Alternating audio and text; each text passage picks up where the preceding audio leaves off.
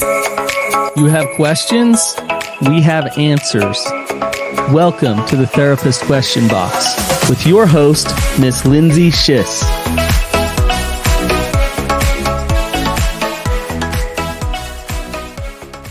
Welcome back to the Therapist Question Box. We are excited to tackle your toughest questions, so ask away. Today, we are talking about a question that was actually given to me in person and was requested that it be a topic that we talk about on the podcast. So this was a question, and ironically, what she said was, I'm going to ask this question, but it's not for me, it's for a friend. And I had to laugh because that's actually what we talked about this podcast being about. So before I'm just asking for a friend. Yeah, it's not me in quotes, right? Not me, just for a friend. Yeah. So today I have with me Brannon Patrick, who will be discussing this together. Brannon, thanks for joining me. You're welcome. I'm happy to be here. So the question that she asked was, what do I do if I need therapy, but I can't afford therapy? And I really appreciated this question because I think there are so many people that fall into this camp, that they know therapy would be helpful, that they can see, or they know people who have benefited from it, but for whatever reason, it's not an option for them. So Brannon, where would you like to start with that question? I think it's a really honest one and one that is an important one to tackle. Yeah, I think there's all kinds of different angles we can take here with this. So, one of the first, let me throw this question out.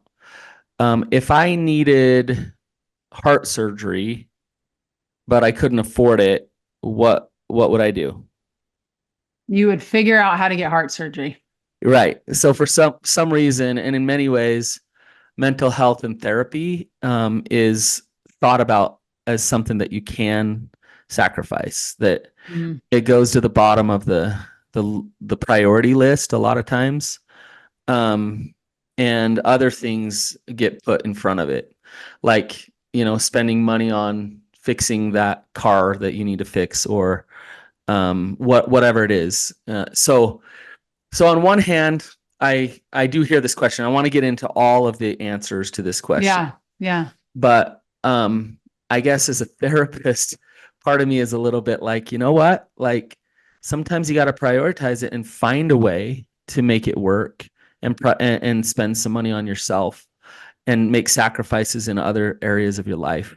So that's a simple answer from a therapist who really believes in therapy. I actually really do appreciate that, though, because I think sometimes because it is not physical and we can't see it, that we think, oh, it's maybe not as important and it doesn't need to have quite the attention that maybe something physical does.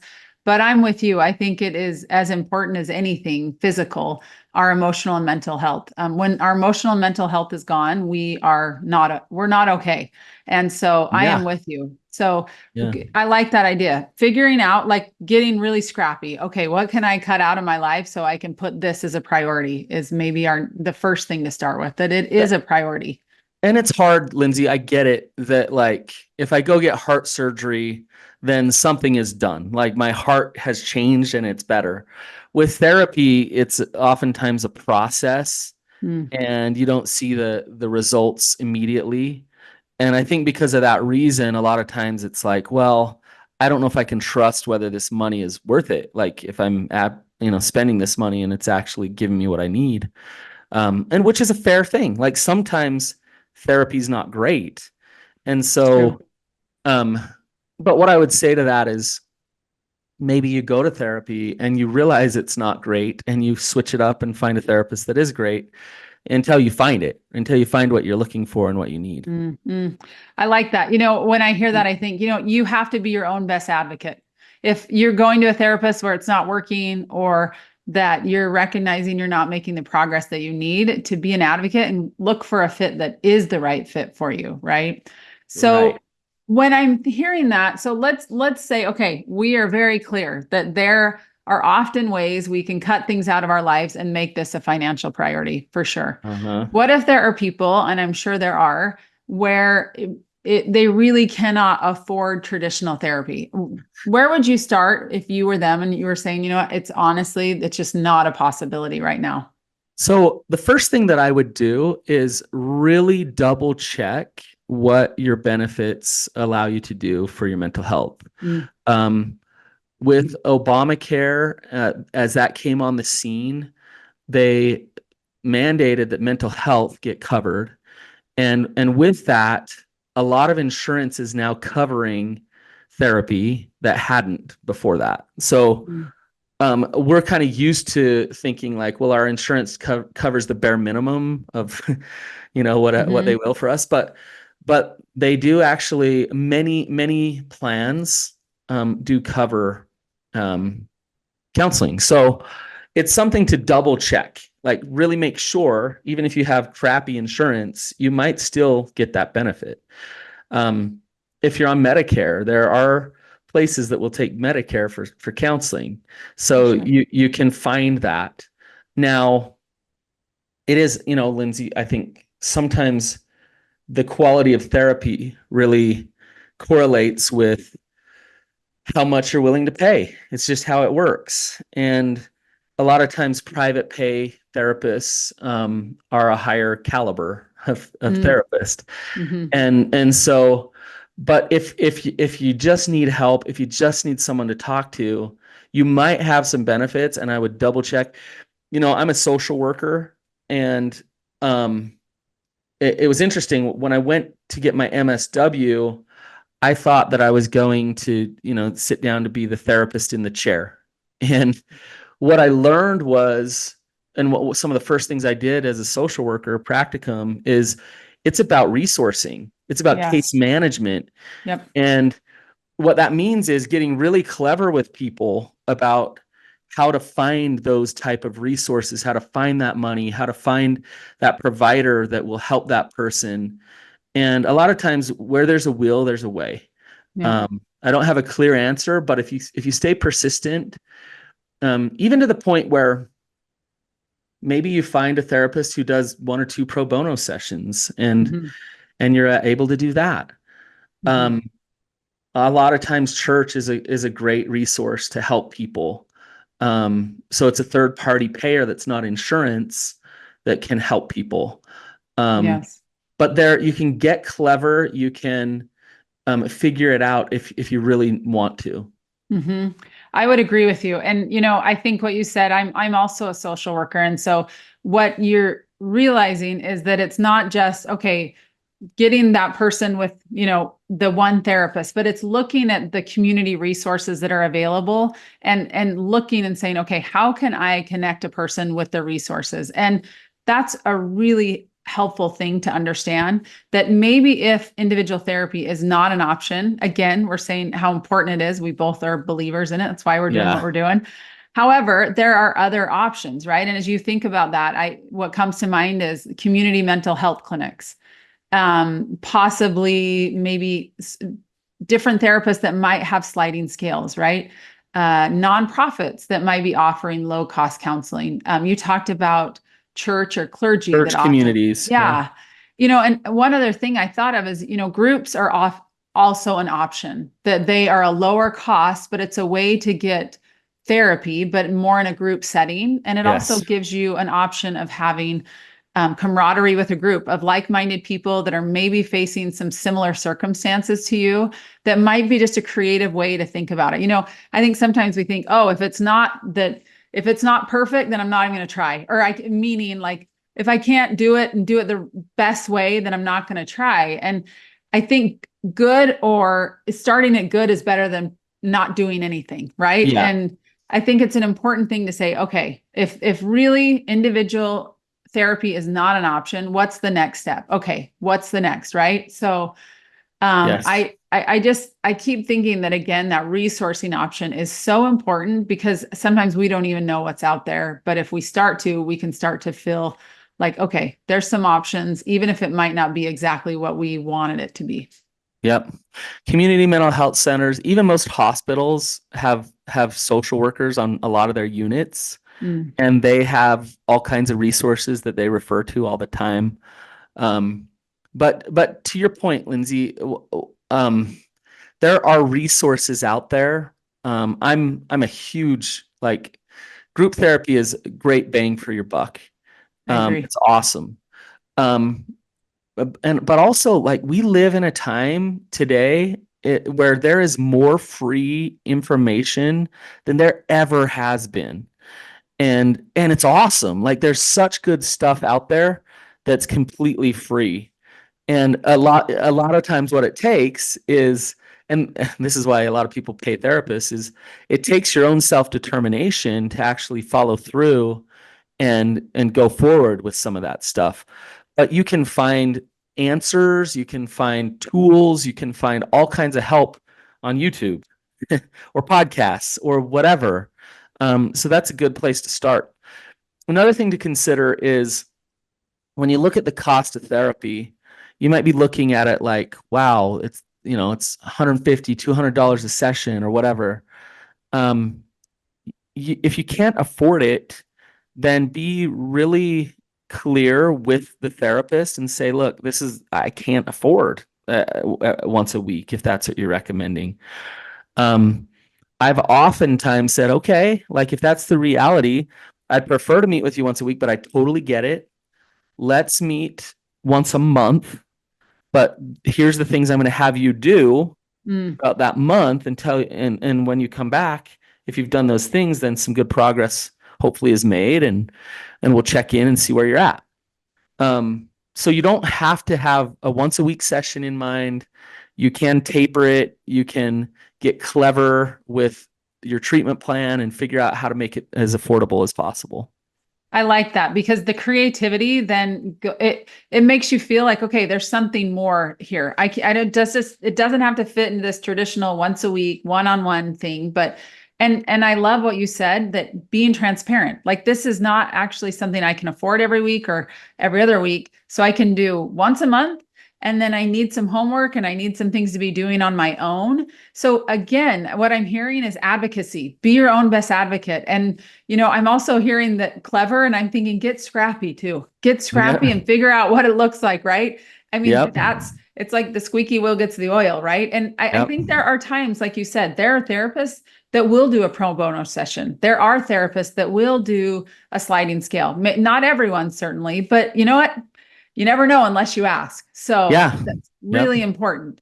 So something to just consider. I think about before I became a therapist, I love reading these books. This is what I enjoy to do anyways. And so there are so many, like you said, podcasts and books and journal prompts, and then like actual workbooks that will help you as you are going through this process, that are really valuable and beneficial. So yeah, it's a good time if you want information. We live in a great day and age to actually benefit from that. So, Yep.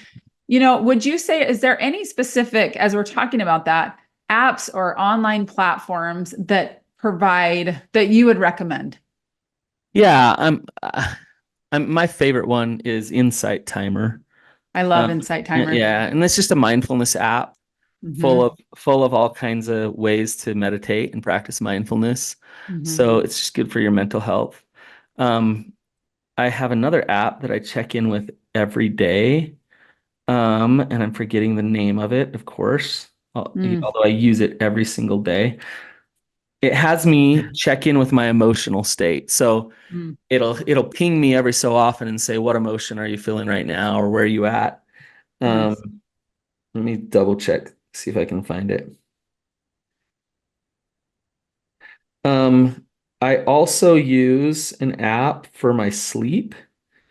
Mm. It's called Shut Eye, is what I Can I use. tell you, does that stress you out? The idea of like tracking my sleep, I'm like, oh, I want to have better sleep. But when I start tracking it, like, was that going to make me more stressed? Does it You do like that for like you? double thinking it and like Yes. yeah. Like I don't know what I can do. I mean, I do know what I can do to get some better sleep, but I have often wondered if it would cause more stress. Does it for you?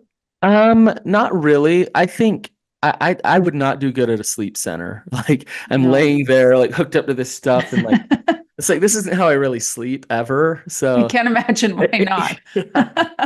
Um, so I actually like the app because it's like I can set it and forget it and it'll kind of monitor what I'm doing.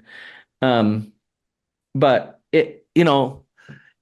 I also use things, and this might sound kind of like, well, what does that have to do with therapy, but like my Fitness Pal, Mm, I love Map My Run. mm, So things for your physical health are good for your mental health.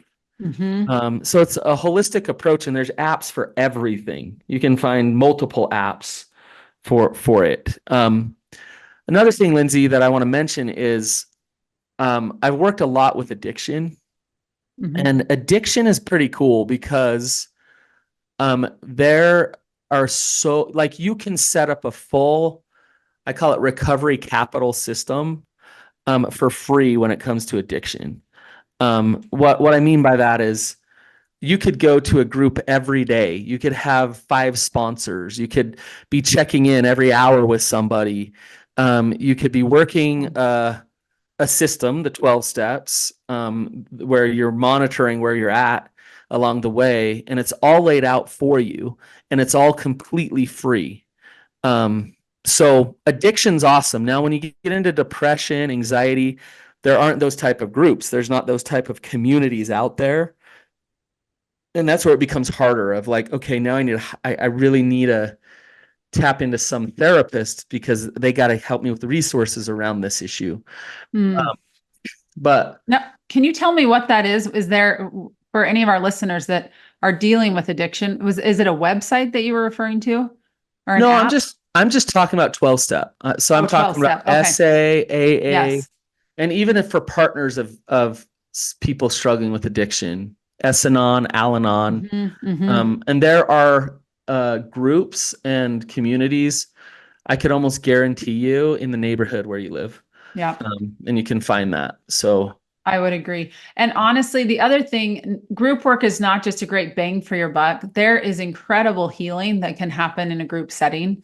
When you feel like you are not the only one doing this, you're all of a sudden have a built-in community of people that feel or that are having a similar experience to you. And you're learning together, you're sharing together. It's validating of your experience. There's empathy happening. I mean, there's a lot of really important things that can happen in a group setting. I love group therapy, and group therapy is different than a support group like 12 step. Um, but like I'll give you an idea of how it is. So like a typical therapy session is about $150 for a session. So Mm-hmm. if you look at that and you think, okay, I'm doing one of those a week, that's about $600 a month. And a group, I charge $250 for the month, and it's 90 minutes every week. So you can see it's half the price for more time in front of a therapist. But then, and this is what people don't understand, is then the real added benefit is you get to know the other people, and sometimes Mm. that's the most therapeutic thing that happens in a group. Yep. So it's a win-win-win if it's a good group, if it's a well-run group, if there are people there that want recovery, it's awesome. Yep. I couldn't agree more. You know, Brandon, another thing that you said, you talked about Insight Timer being an option. It's something I love as well. And you talked about a sleep app. So really, I also want to talk about some lifestyle strategies that can help with our mental health. You know, with our mental health, excuse me, when I'm working with clients, I will often start with just where's your sleep at? Like just where's your sleep?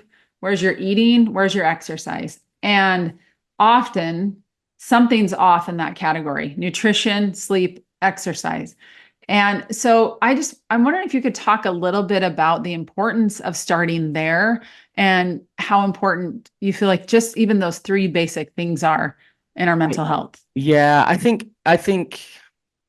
when you're thinking about really wanting to do therapy, maybe you have a specific thing. Maybe it's a relationship you're dealing with, or an addiction, or whatever it is. But the therapist, just paying that therapist isn't going to take that problem away. Mm-hmm. What will help that problem heal is you actually digging in and doing some healing work. And one of the first things we teach as therapists is to do some balanced living and some dailies. And it's Mm-hmm. it's so basic.